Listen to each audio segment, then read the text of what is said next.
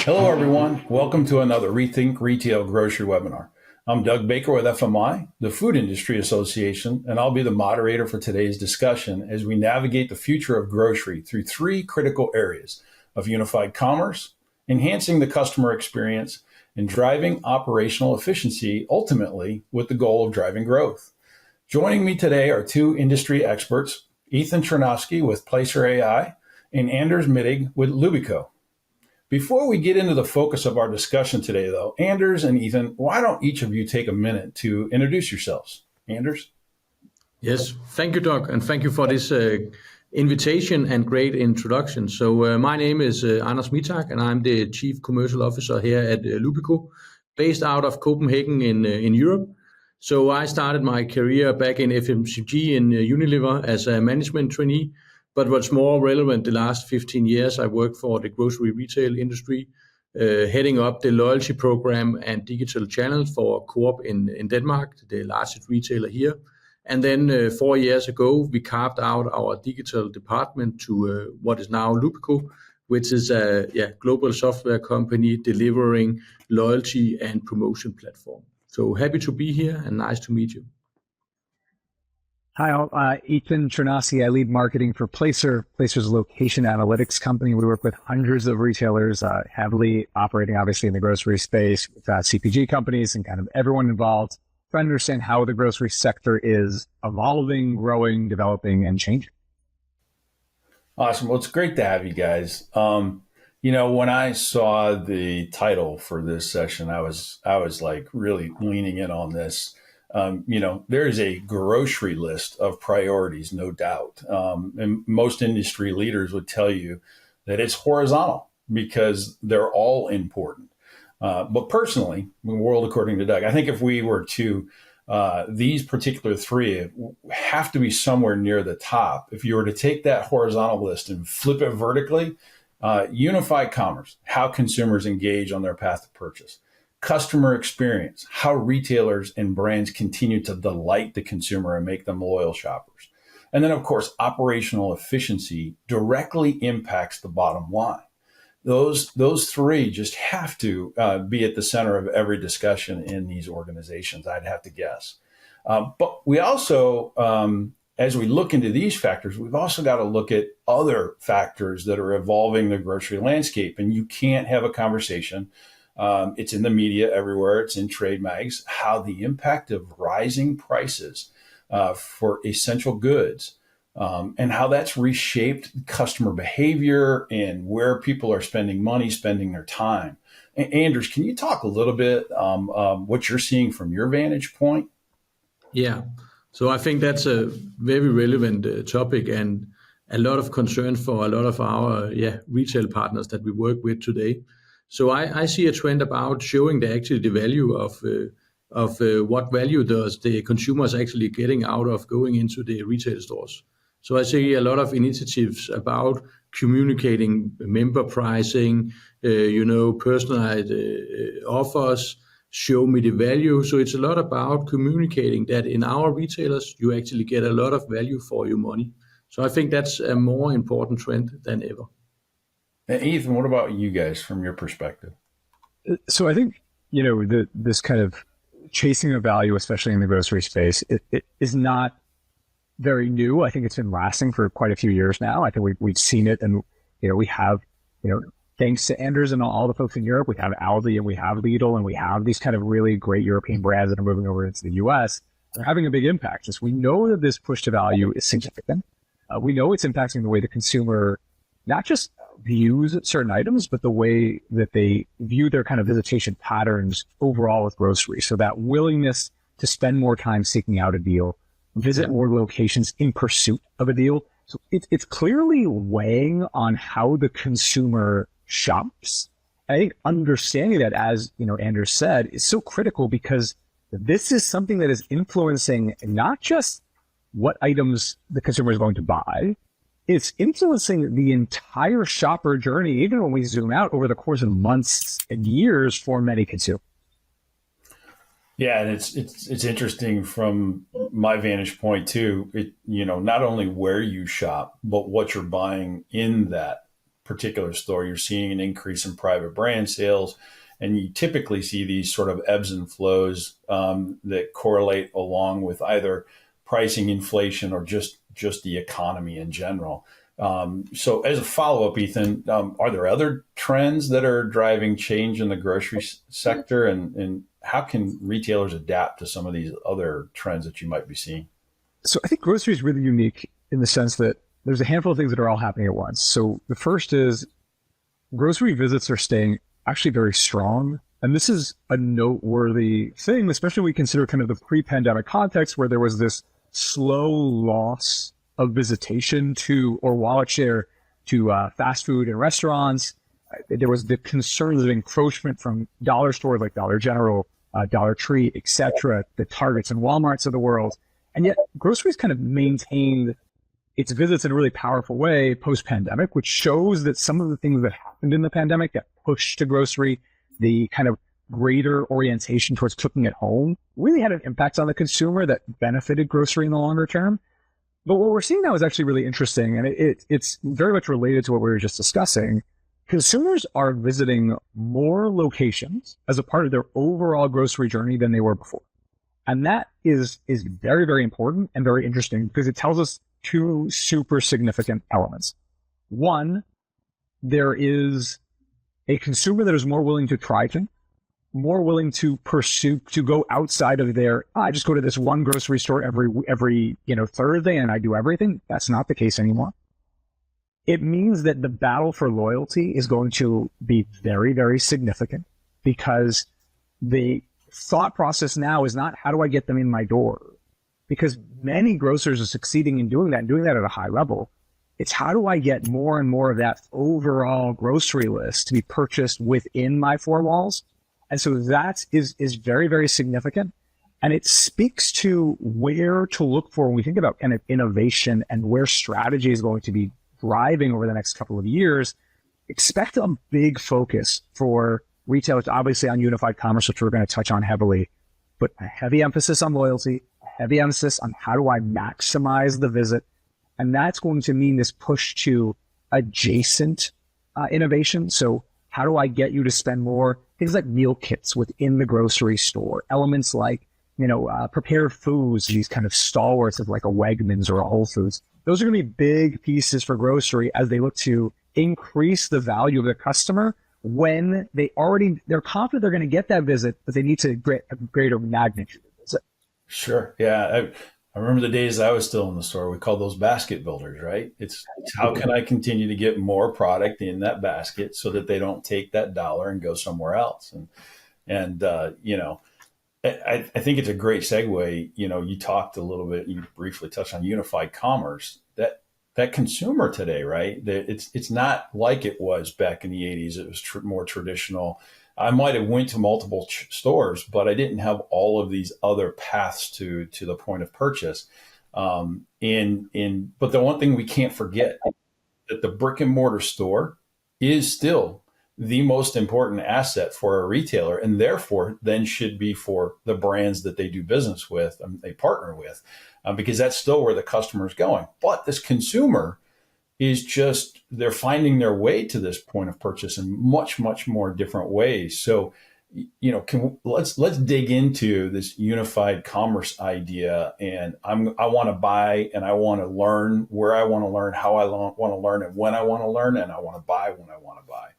How can grocery retailers, Anders, use the customer data? You talked about personalization earlier. Yep. How can they use that data to personalize the shopping experience in order to increase in loyalty, right? Because loyalty obviously is really sort of priority number one, and then all the benefits cascade off of that.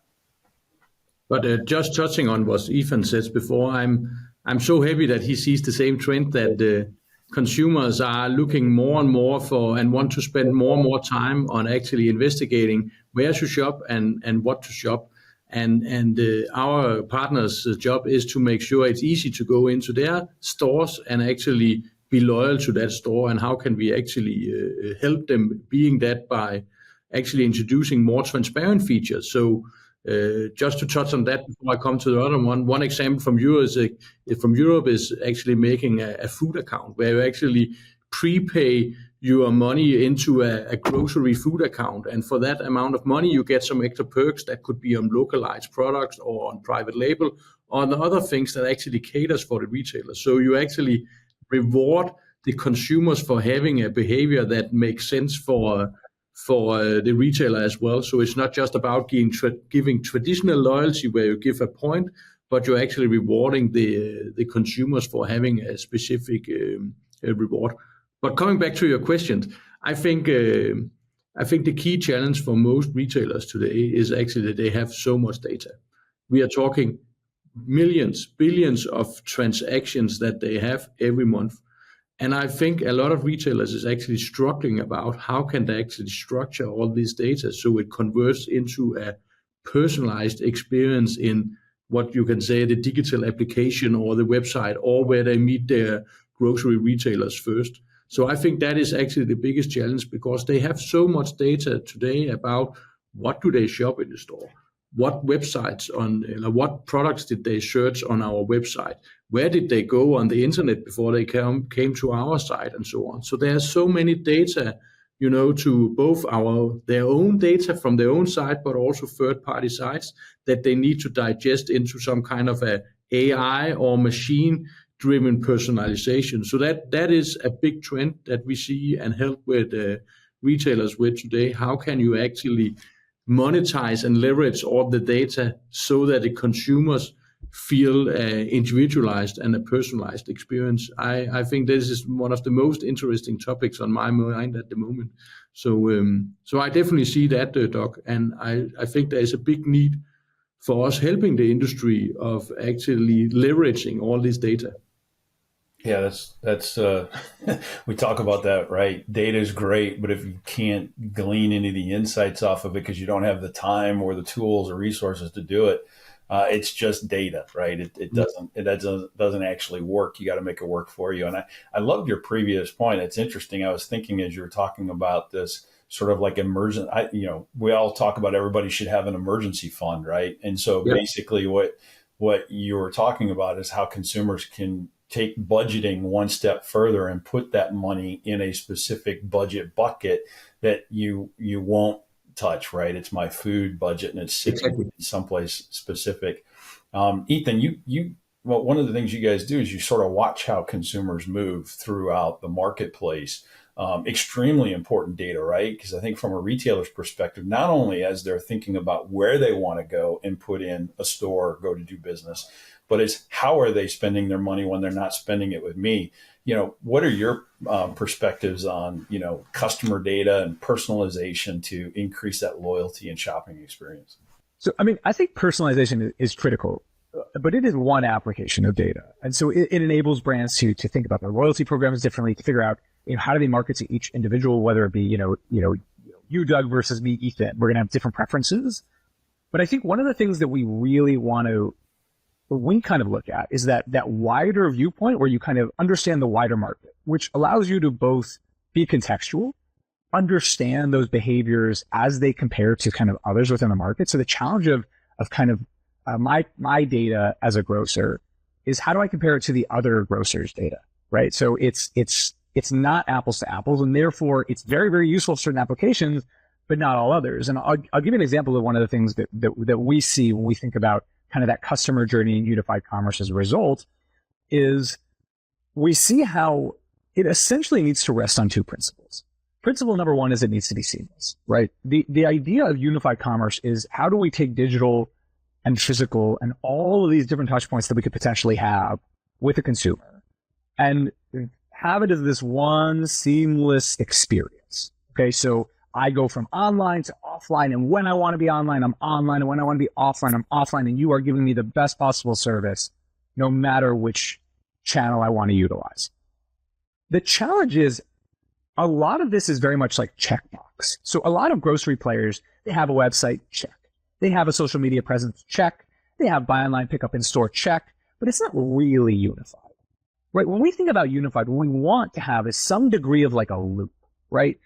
I walk into a store, I do a shop. At the end of that shop, I've gotten produce and cereal and meat and paper towels and toilet paper and paper plates and all these different things.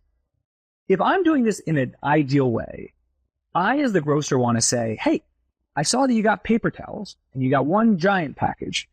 That's probably going to run out in 3 weeks. Do you want to already pre-order that so it comes to your house in 3 weeks?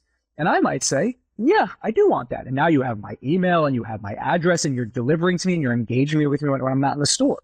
But then when that package does come to my house, it needs to incentivize me to go back to the store to buy the items that are better bought in a grocery location. So for example, the produce, the meat, the fish, etc.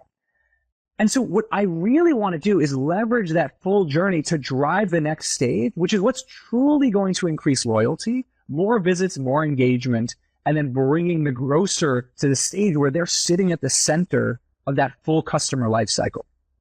It gets me excited when I hear you start talking about that, right? Because that's really about a retailer or a brand being with that customer along their entire journey, you know. And there's a lot of benefits to that, you know.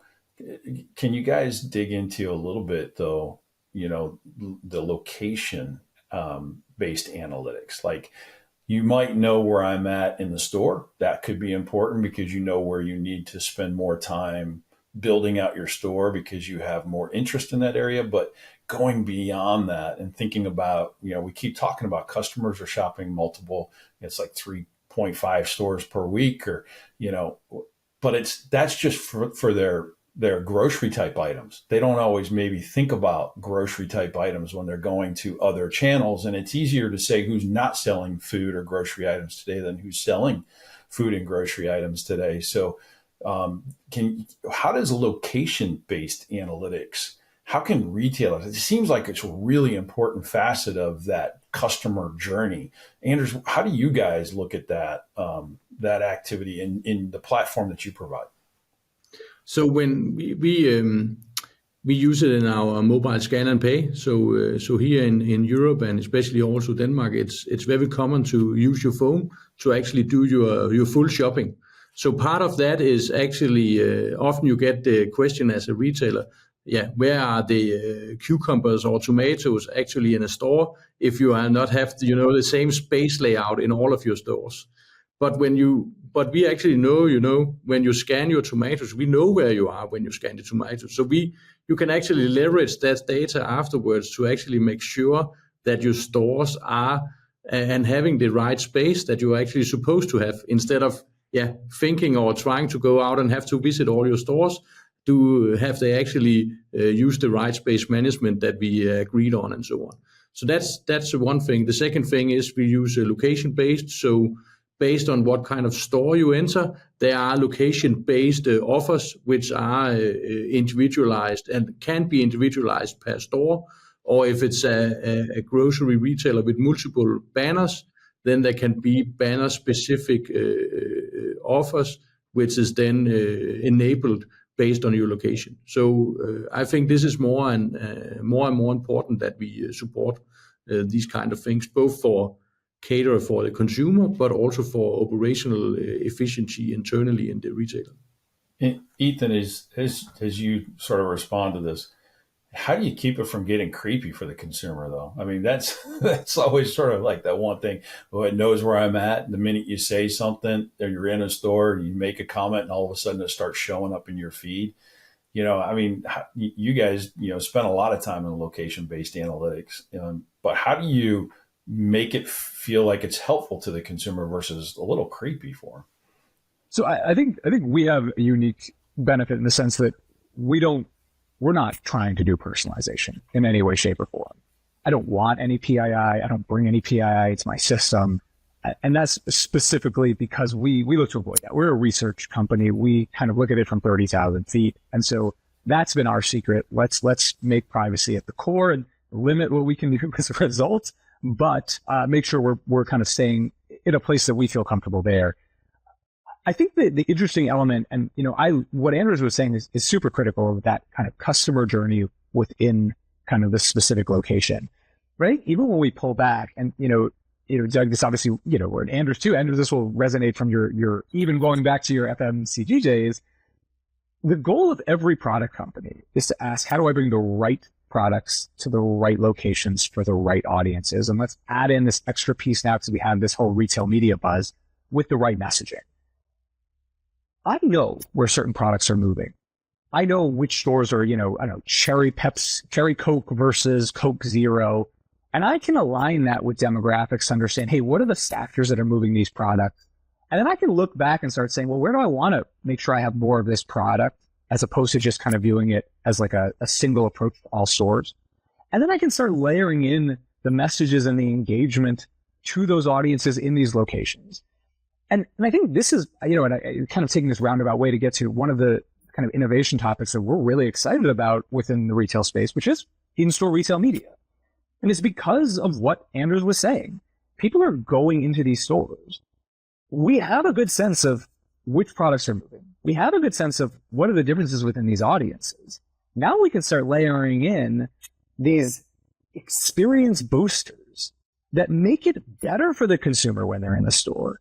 And to tap into this kind of unified commerce umbrella, they allow us to do something that unified commerce is, to the kind of maximum potential unified commerce is predicated on, do we utilize digital for what digital does best, and do we utilize physical for what physical does best?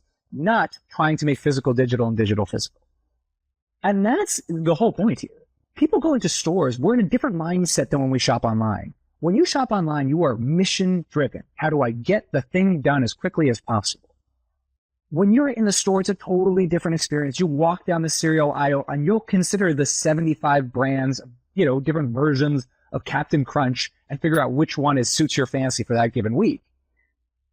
That should be a eyes lighting up moment, not just for the brands, but for the grocery retailers too, because it says we can upgrade the experience. We can tap into new revenue streams, and we can do it in a way that boosts what the store does best and enables the customer to have a better experience, the brand to sell more product. This is this incredible opportunity for a win-win-win. And I think it's predicated and based on data, and it's based on the ability to leverage data in an effective manner. One thing to touch on here on the more ethical issue, or the more when it gets creepy. I think as a retailer, I think the technology is there to make it creepy, but I think as a retailer, as a technology provider, we have the obligation to make sure it's not creepy. And our view, as long as we make the experience relevant and individualized, then it's not creepy. As long as it's relevant, the communication we target them with, and there's still a line that you don't cross, then I think it's then our experience is that it's okay to give you a context-related offer, which is based on something you just scanned, So if you scanned some good cheese, why not have a pop-up of some good red wine and other things like that? That was a really simple, and you don't have need that much data to find out that correlation. But I think we have an obligation to make sure that it not gets creepy, because technology is there, but it's our obligation to make sure that we target the audience very individualized and very personalized, but we also make sure that there is a line that we don't cross. I think that's very important, because otherwise we will lose consents and location-based consents forever. The other thing with this whole unified commerce thing is where it can go. That's really sort of exciting to me. What's next? And I'm really sort of bullish on the role that virtual reality will play as we continue to improve, the solution providers that are making the glasses that, you can visually see stuff. And I just imagine the day where, we're in a store and, we move from our handheld to our visual interaction with products and aisles, and making the shop even easier for consumers because it's directing me through my list. But there's also this sort of inherent challenge. We've got to get over this hurdle, and it's how do we unify the data, and how do we create a digital twin of our stores so that data is supporting that digital environment that ultimately unlocks what the consumer experiences in the store. Do you guys see something different on the horizon from a unified commerce standpoint? Like what's next in that horizon? Anders, do you have anything that you sort of like get excited about? Yeah, so one of the things we are experimenting with, which is not going full to the lens, but is actually when you scan a product, it could be a yogurt product, it would give you the dietary, ingredients, or if you have put in your profile you are vegan, so if you scan a product that is not vegan, then it will show you in AR or something like that this is not. But the most low practical is that we work on actually when you scan a product, the nutrition information will come out. And the second thing is you could imagine Easter campaigns where you need to find the Easter bunnies AI based in the stores and things like that. So that's more the very specific use cases that we are working on at the moment.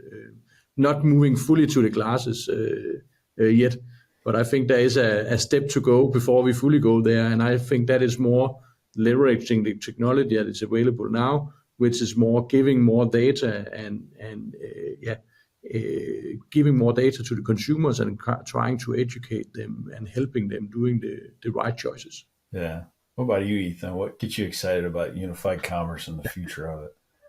I mean, I'm going to be a more extreme version of Anders here and say, I think we're not even close to a lot of this kind of like, it's funny. I was showing my kids Back to the Future recently with like the flying cars that are supposed to hit in 2020. Yeah. And I mean, I got into my car today. It didn't hover off of the ground at all. And I think it's a similar, I mean, for us, I think there needs to be this kind of recognition of, even when we talk about unified commerce, we were asked to do a presentation beginning of this year or last year, excuse me. And we were asked, like, what is the big trend?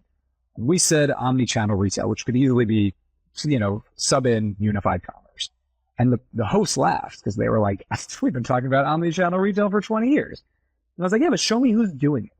Show me when I walk into a store, buy something, and they engage with me with context in the future. Not just, hey, you bought pants. Want more pants? No, I'm talking about something more responsive, interesting, evolutionary, not crazy, but just a step forward from that. I don't see it. I don't see it in most places. There are steps forward, certainly.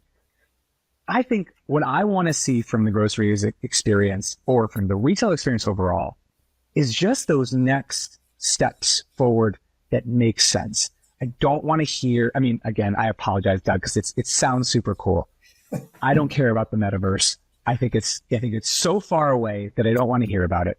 I think we just did this whole just walk out buzz, and then we realized, wait a second, it's not as big as we thought it was going to be, even though very cool, very applicable in certain cases. I want them to tell me how when Ethan goes into the grocery store, I'm given an experience that helps me find the products I want, buy more products, and walk out and be like, wow, that was great. And you know what? There's retailers that do that today. I've never walked into Costco with a shopping list and not bought 7 times more things than what I thought I was going to get. And I've never walked out of Costco and not been like, I love Costco. Like, Costco's the best, right? They're not doing anything super futuristic. They're just thinking intelligently about what motivates me to buy product. What are adjacent items that, even though I'm there to buy blueberries and, like, I don't know, a big container of napkins.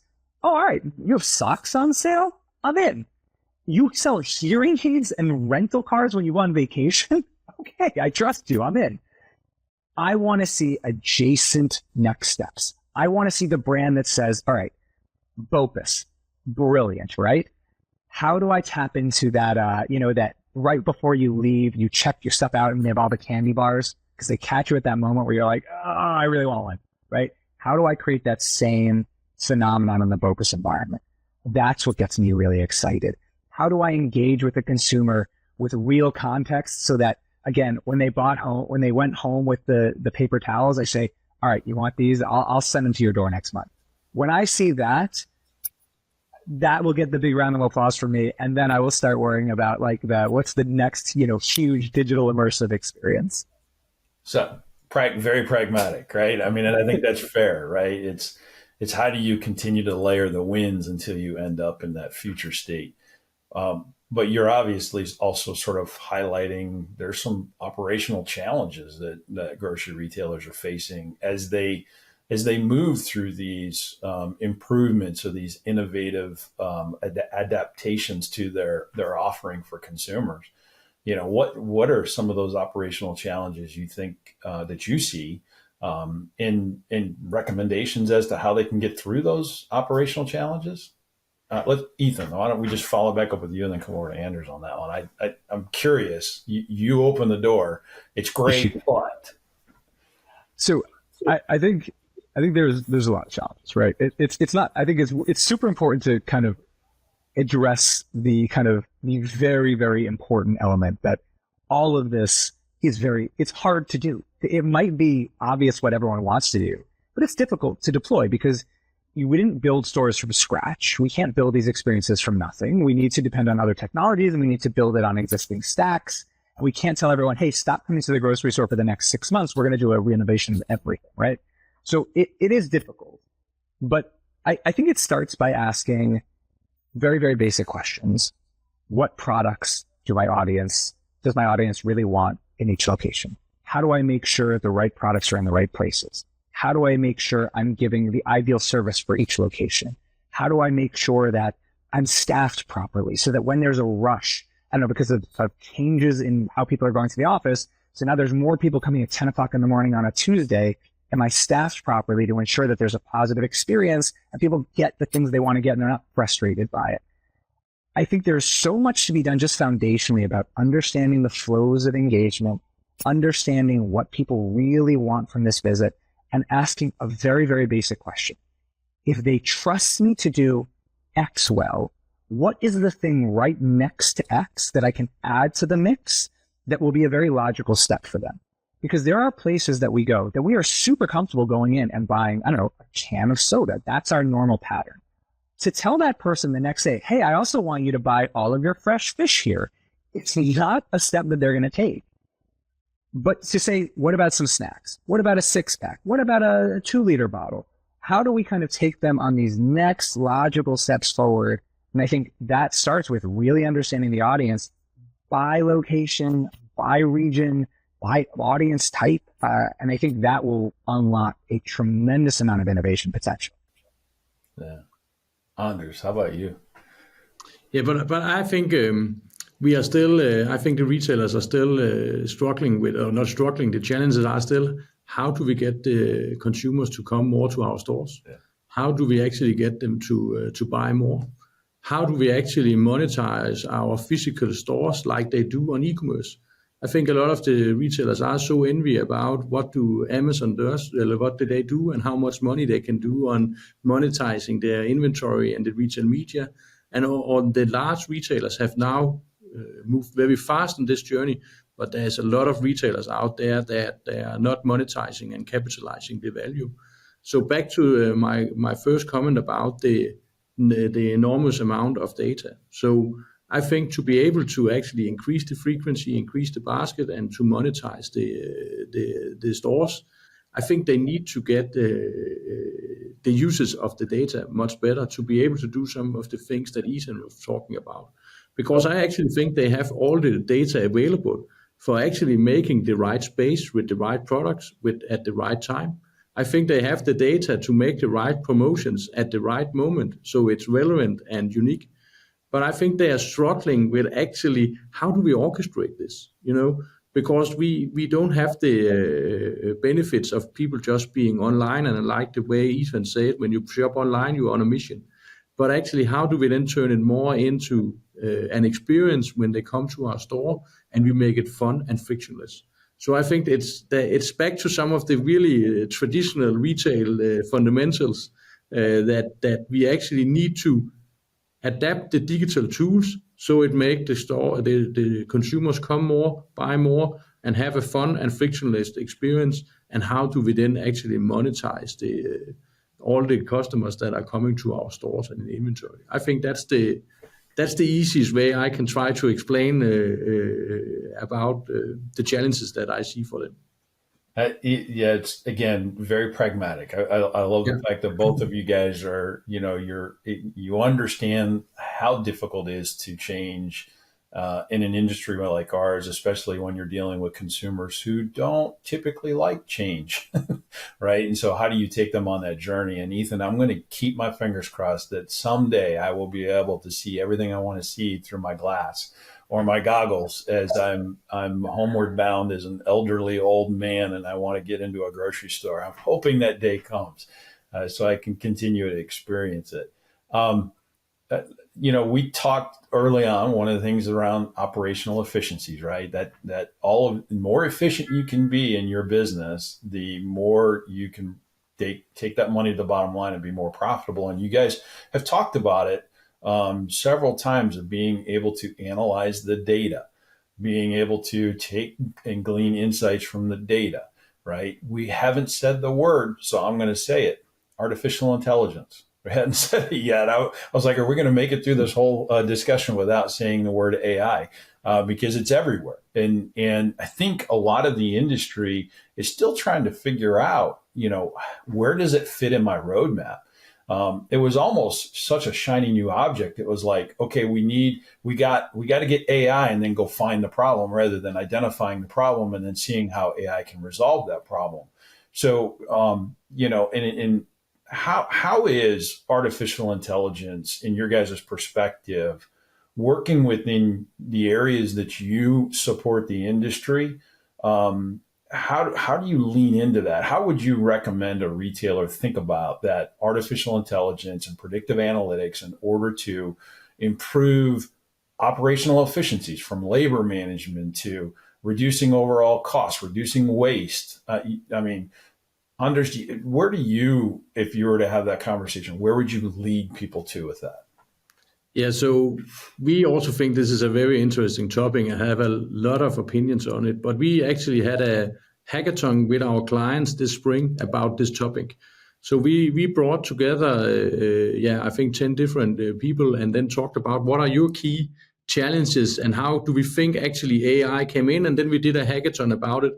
And the two use cases who actually won in the end was one, how do we make the what you can say purchase planning more efficient? So how could I just take a picture of a cake, a physical cake, and then it could actually, based on generative AI, convert it into a real-time shopping list that I then just could buy. That was the one thing. The other thing was actually a churn algorithm. So how, again, back to the data, how can we actually use the data to predict people who are churning? We do this every day on e-commerce sites, but we are not applying these kind of techniques to the people who are going to our grocery stores. So these were actually the two use cases that won the competition. On my mind, there's also on the more operational efficiency. In Europe, you do a lot of these self-checkout. So how can you actually predict fraud? So, when people go to these self-checkout.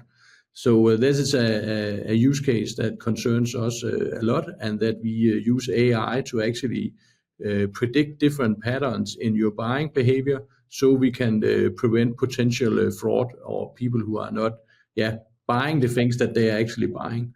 So these are three specific examples of the use of generative AI. Great examples. And that last one, unfortunately, we could probably spend a whole another 40 Yeah, minutes talking yeah, about it. yeah. Yeah. Ethan, what about you? Where would you lead businesses, retailers? Look, we obviously have a deep and embedded relationship in the world of machine learning and AI, and so it comes from that place that I would say, I don't know that if I was a grocery chain, I should have a strategy on AI. I think you should have a strategy on reducing churn. I think you should have a strategy on improving your operational efficiency, better leveraging your data, serving your customers better, getting faster delivery time, better SLAs on when there is a response. And then it's a saying, is AI a means to that end? Now, for data analysis, yes, of course it is. You're already doing it. Your cybersecurity system is based on machine learning and AI. The data company that also you're working with, if you're in the United States, we are using machine learning and AI in order to make better estimations and predictions. But it's a means to an end currently. And so I think what it's going back to kind of, I think, the way Anders and I approach the kind of innovation question from from a very practical perspective. I think the more we empower businesses to focus on the things they know best and then should choose solutions that help them get from point A to point B, that is imagine I come up with a totally new approach and it's called, I don't know, instead of AI, it's, some other random way that can magically, I have a crystal ball that always works. Do you care if it's AI or a crystal ball? You shouldn't. You should care that it's legitimate, that it works, that it helps you drive impact. It's for me, for Anders, for a lot of the vendors in the world to kind of grapple with AI to figure out how do we make it solve problems for retailers, for product companies. But I actually think that I don't want you to have an AI strategy. I want you to have a customer engagement strategy. I want you to have a churn reduction strategy, etc. It's a great sort of way of explaining how retailers should think about who they should consider for partnerships, right? The famous old story of build or buy, and how those partners within solution provider technology companies can help you get to market more quickly, so that you can focus on what it is that you're talking about, is building a strategy to delight consumers while they're in your stores. Those great points, you guys. And unfortunately, we could probably go for a whole nother hour having this conversation. But before we part, I just want to real quick, any last comments that either, or words of wisdom, Anders, that you would offer to anybody listening to this? No, first of all, thank you for hosting this session, Doug. And if you want to talk more about loyalty and promotion and how to use the AI, we are here. But other than that, make a strategy on how to work with all your data. I think that's my best recommendation for retailers listening to this. You have a lot of potential and you get a lot of data, but how do you leverage it? Question mark. So, I mean, first of all, this was a pleasure. And Doug, thank you so much for hosting. I think for me, the biggest thing is this unified commerce opportunity. It is enormous. It is as huge as could possibly be, because it is so practical and value providing for the consumer. And it's necessary to recognize that we are not even close in order to take the steps that we want to take in order to get there. And that is asking, do we know our audience well enough? Do we understand what they really want? Do we know what our digital channels provide very well versus what our physical channels provide very well?